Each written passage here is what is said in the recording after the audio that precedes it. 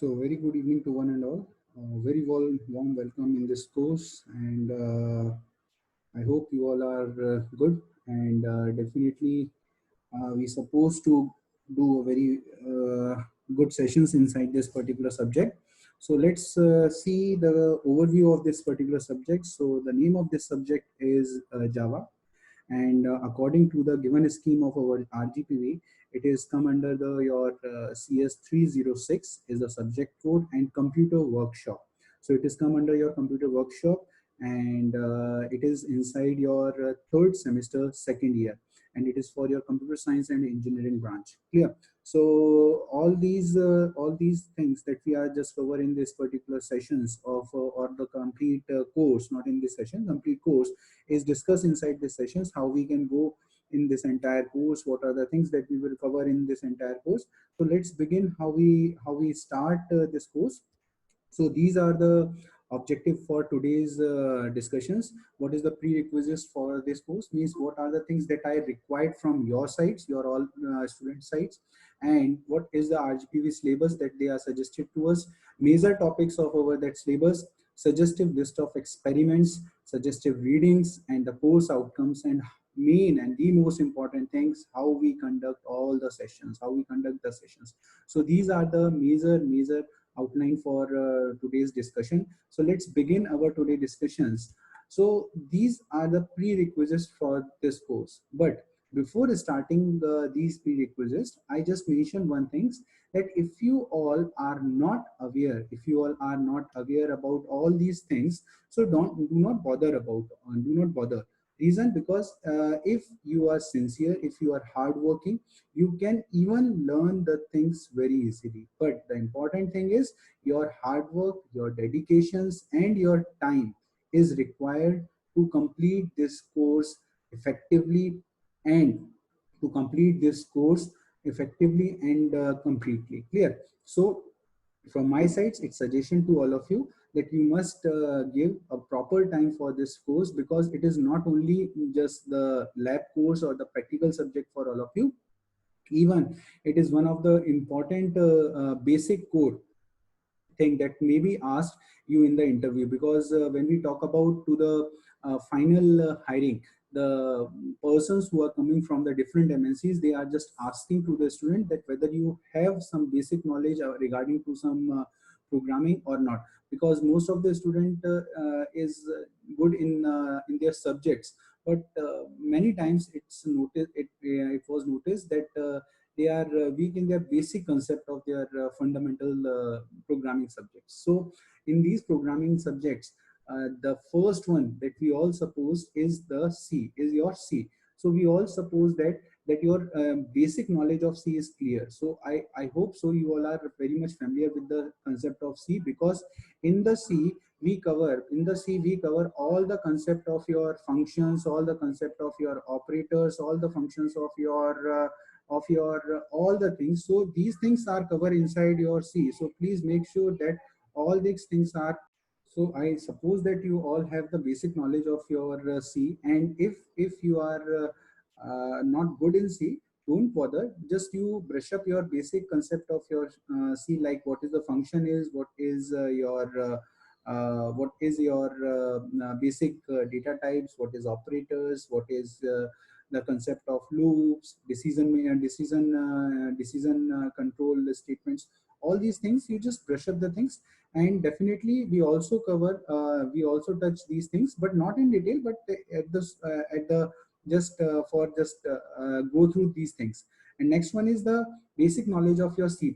Why we supposed to have the basic knowledge of your C++? Because the last point that I written over here, that the basic knowledge of object oriented programming. So this basic knowledge of object oriented programming is covered with the help of your C++, because C++ is the basic language that we was supposed that you all cover in your previous semester.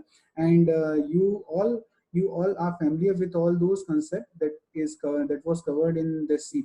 So I hope so that you all have some basic idea of your C++ and your object oriented programming.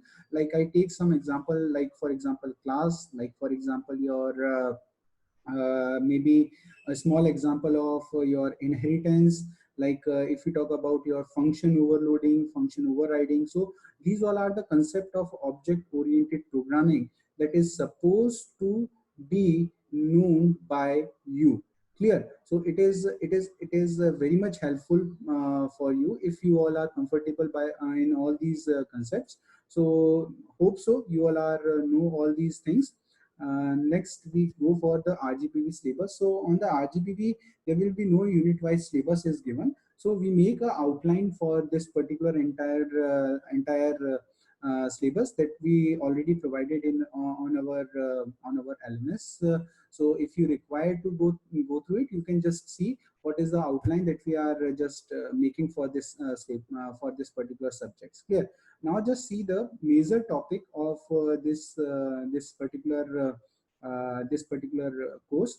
So let's start with some major topics. So first one is what the Java is. So definitely when we start some particular new course, our first query is that what that particular course is served to us, or what are the things that are come under that particular course. So we try to explore the crux of this particular subject in the first day or in the first lectures. So what the Java is, from where it is means what the basic history, what is their history of Java, and what are the important features of Java. All these things we try to cover in our first lecture. The next important thing that we as a Java programmer that we are all clear is your path and class path and class path. So I'm not taking very much detail about the path and class path in this session, but I just want to mention one thing. With the help of path, what thing that are click in your mind? I hope so. Path is means the way by following which we are reaching to somewhere. The same thing is actually implemented in the concept of your Java path. It actually show where your actual program reside inside your systems, and class path is actually describe where your class is, or where is your class file is exist in your systems. Clear? Now someone may ask, sir, what this class file, what this file is. So we all these things we will cover in our coming sessions. Don't bother about all these things. Clear? Next thing is steps to execute the Java program. So some of you may ask, sir, is there some other method to execute the Java program?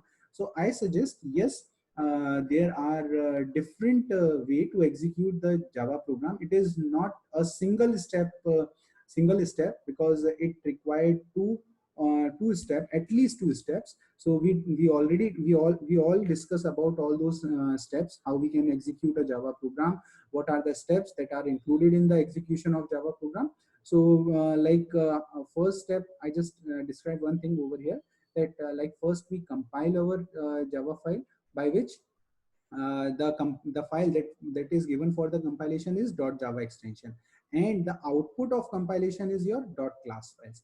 And after execution your .java file, the file that we get is your .class file, and that .class file is given to your further for your interpreter for the run for final output, and it give us the final output for us, and it give us the final output. So these are the two major steps in execution of your Java program.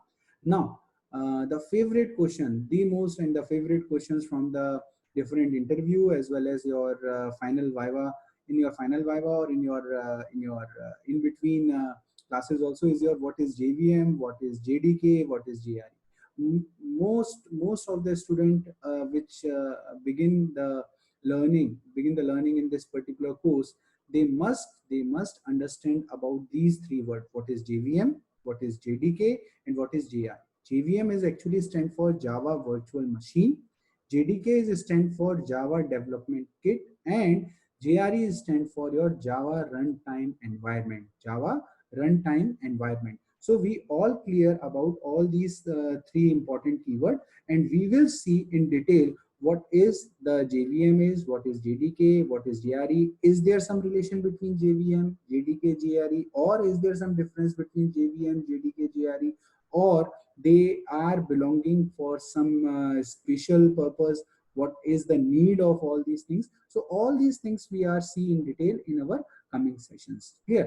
Now the next thing is we completed what is the basic data type. Definitely before starting any programming language, we are not programming language, before starting to any language, we must clear about their rules, their basic things. So in that basic thing, the first thing that comes is their data type. So what is their basic data type is, what are the different operators that we are using in that particular language. Next, what is the operator precedency and and association, what is the operator precedency and operator associativity. Clear? And what are the different reserve words, what are the different reserve words that we have inside this particular series. So it is very much important to know about all these things, because without knowing the data types, we are not comfortable to do the codes. Without using the operators, we are not supposed to apply any operations. And the most important thing, when we have the multiple operator in a single sequence or in a single statement, then it is very much important to know their sequence. Means, like for example, in a particular statement or in a particular arithmetic statement, if we have number of operator, then we must clear about which particular operator is operating first, which is operating second. So all these things are covered under operator precedence, and in which direction they are preceding, means from left to right or right to left. So this is all are common under the concept of your operator precedent and associativity. Next important things that some of you maybe also heard when you are when you learn your C and C++. Don't use int as a keyword, don't use main as a keyword, don't use class CLASS as a keyword, as a variable name, not the keyword, as a variable name. So why should we don't use all these things? The reason is because these all are reserved words, because all these are what, reserve words, and we are not supposed to use as a variable name, as the function name, because they are already predefined meaning inside the language. Clear? Means they are already predefined inside this particular language. So what are all those reserve words that we have inside this language? We see in this reserve words topic. Next, decision making statement. What are come under the decision making statement? Any one of you can be very easy to guess. Yes, it's if all these things are come under your decision making. Means, like, this is the condition, whether we supposed to execute, this set of statement or not. So all these things are come under your decision making statements. Clear? Next important thing is your loops. Okay, what we supposed to complete with the help of decision making statement? With the help of decision making statement, we can capable to decide whether this set of code is executed or not, whether this particular set of code we require to opt or not. So where the concept or where the requirement of choose something or opt something, then these type of statement are very useful for us. Like we have two paths to go, and if someone is asked whether we go for the path 1 or we go for the path 2, so for electing or for opting one of the path amongst these two is done with the help of these decision making statement. Clear? Next thing is your loops. Next important thing is your loops. So with the help of loops, we can capable to operate a set of statement in for number of times. Like I take one more example over here. If we require to execute a same set of statement iteratively or repeatedly, if we much better if we say that repeatedly, then we use the concept of loops. Let take an example. Let we have statement 1 2 3 4 dot dot dot up to statement 10, and this set of statement is written inside a block, and we suppose to execute this block for 10 times. So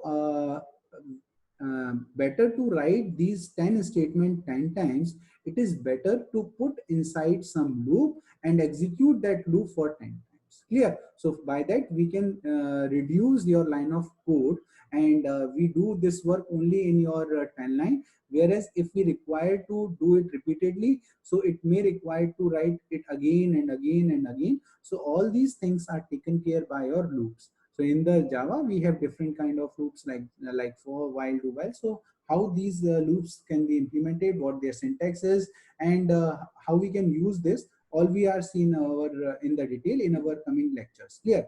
Next important thing, we also see some special statements like your return, break, and continue. But as a programmer, or as a good programmer, it's my suggestion to all of you that try to avoid the use of like go to, because like even break and continue, as much as possible. Return is basically used for returning the some value or some particular return type from a functions. But it's my suggestion to better to do not use this go to, break, and continue, because it actually change the normal execution path. It change the normal execution path. Clear? Now the next important thing is your garbage collection, and the important thing is your garbage collection. This is a very rich feature of the Java. Garbage collection. What do you understand by your garbage? Garbage means what? That is not no, that is of no use, that is called as garbage. Now if we talk about your garbage collection, then garbage collection means the things or the variables or the memory that is of no use for us is is automatically collected by, or is automatically collected by some things. And here that something role is that role is played by your garbage collector. And this process of collecting the unused memory, unused variable, is known as garbage collections. I repeat once again, garbage collection is a process in which we recollect the memory, we recollect the variables, or we recollect that space that is of no use, and it is now available for your further future uses. Clear to everyone? So this concept is known as garbage collection. We see in detail how it's working. The most important things, object oriented concepts, very much important thing. Object oriented concepts like class, constructor, and so many other things we cover in detail in this entire program. So it's very important, because this is the one of the major questions of whether the Java is pure object oriented, or it's partial object oriented, or it is a simple object oriented programming. So we will see these questions also in this particular course. Next, working with array, inheritance, and interface. So let when we are come in this particular course, we will see what is the inheritance, how we work with inheritance, why, what is interface, why we require to use the interface, what is array, and how we can work with array. So all these things we are covered in very detail in the coming lectures. So these are the some major points that we will cover in our entire course journey. And these are some bigger topics. I'm not say that these are the topics, these are actually entire complete modules. Like thread is one of the biggest module. Life cycle of thread is definitely okay. Can anyone answer what the thread is? Anyone? Actually, thread. If you remember one thing in your first sem, if inside your OS class, because OS is it is not a separate subject for you, but I remember it's a part of one of the subject known as basic computer engineering. Inside that basic computer engineering, there is one unit in which you all supposed to learn about the concept of operating system, and this thread is come inside that particular operating system.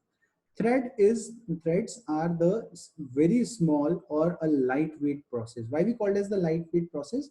Because we can't further subdivide that process. We can't further subdivide that process, and that's why it is called as your lightweight process. That's why it is called as what? Lightweight process. Clear? So in this series, we see what the thread is, how we can code for the threads, how we can create the threads, what is the life cycle of the threads. All these things we are covered inside these thread sections. Next important thing, exception handling. Very, very interesting, very important, and very interesting topic.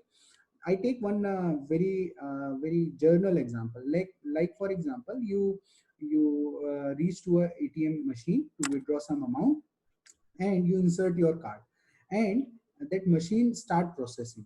And after some time, let's say for after 3 or 4 minutes, that machine stops working, and your card is returned back to you, and it does not display anything. So this kind of abrupt behavior of that machine is make so many question in your mind, like whether this machine is not working properly, or my card is not working properly, or did I insert the correct pin or not. So all these questions may arise in in your mind. Clear? So for handling such queries, that if your machine is not working, at least this is the duty of us, or as a programmer or as a coder, that if particular operation is not performing well, then we supposed to give a informative information, or informative message, not information, informative message to the end user. Who is the end user? The person, or anyone who are using that application. Like I'm taking an example of your ATM. So in place of ATM, any application is there. So if that particular application is facing some problem at runtime, very important point is at runtime, then it's the duty of the coder or the programmer that he that they must provide some important notice or some important message in behalf of that errors that may arise at the runtime. So all these things are called as exception handling. Actually, exceptions are all the errors. And if anyone asks that what is the difference between an error and exception, the difference is very, very thin difference. Exceptions are the runtime errors which are occur at the runtime. Like if anyone can take a very famous example or very simple example, like C equals to A by B, A divided by B, and when we make a program, there will be no issue. But when we execute a program, and if someone, maybe thoughtfully or maybe by mistake, if it provide the value of B equals to 0, then your entire program returns what? Infinity. Then it returns what? Infinity. So infinity or not defined is not the part of your mathematical calculation. So at that time, there must be some error, and that error must be handled by us, and an appropriate message will be displayed in front of the end user, so that we are not able, or a syntax error or something else like this we supposed to display in front of the end user. So all these things are covered inside your exception handling. Next important things are your applet, AWT, and event handling. I take first one, your event handling. What do you understand by the event handling? Can anyone explain? Anyone? Event handling, as the name suggests, that something happened, and in behalf of that particular something, we must do something. Like for example, when we click our mouse, that particular click is happen on which particular portion of your screen. We supposed to react accordingly, whether we click on left side, whether we click on the right side. We supposed to do work accordingly.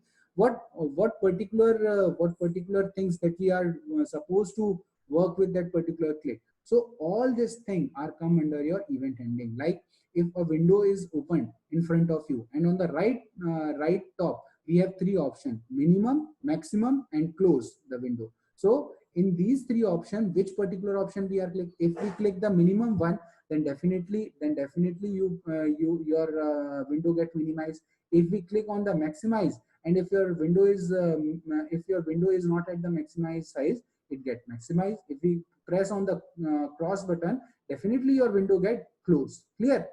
So all these things are come under your event handling. Clear? Now the applet and AWT, these all help us to design a very effective front end. So all these things we are discuss in our coming sessions. Clear? So these are the some important major point that I want to share in front of you. Now let's begin. Now let's come with some list of experiment that we will cover in our this entire course. Like first one is write the important object-oriented programming, in which we require to mention the feature of Java. Write a program to concept of class in the Java. Write a program to use if and else statement. So all these are the some basics programs. And not only these programs, we also have so many other programs that we discuss in our entire journey of this course. So these are the some programs that I just want to flash in front of you. Now, these are the some suggestive books that you can read.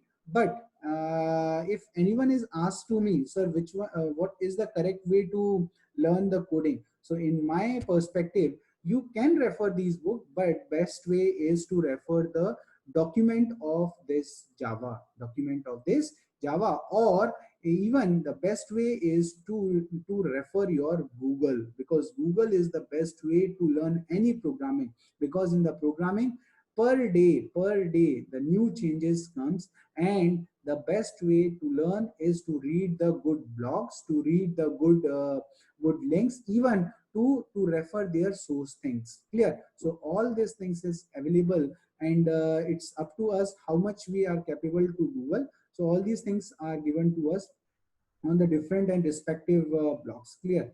Now, what are the course outcomes that we have? After completion, we suppose that you must know all these things. Like first one, object-oriented concepts for problem solving. So I suppose you all are comfortable to solve the problem by using the OOPS concept. You all also able to write the Java application API and use the standard class library where after ending of this course. Even I also make assure to all of us that you also capable to solve the interdisciplinary applications using the concept of inheritance and other feature of your Java, and other things you also capable to apply the concept of garbage collection to reuse your memory automatically. So I hope so all these things you are capable to cover. And the now next important thing that we must, how we conduct the sessions. So this entire session, entire course is divided into two important parts. We first one is videos. So for all of you, we make this for this complete subject, we make videos, and those videos links are flowed to you in prior. And we also conduct some webinar or online classes in which we discuss these videos. But now in this particular at this particular time, the webinar conduction is little bit different. When we are supposed to come in some class or in some webinar, you supposed to see all those video which we share priorly with this webinar, and try to dig out your queries or your questions from those videos and discuss inside your webinars. So this is the way to conduct your webinar. And in the last of webinar, we have some exercise or some set of questions or some assignment for you, which you supposed to submit in a specific time domain. Clear? And on the basis of there, your assessment will be done. Clear? So this is a simple way. This is a simple way by following which we are capable to conduct this entire course. And I hope so you all are enjoy this entire course. Thank you for listening me with this patience, and thank you very much. Thank you.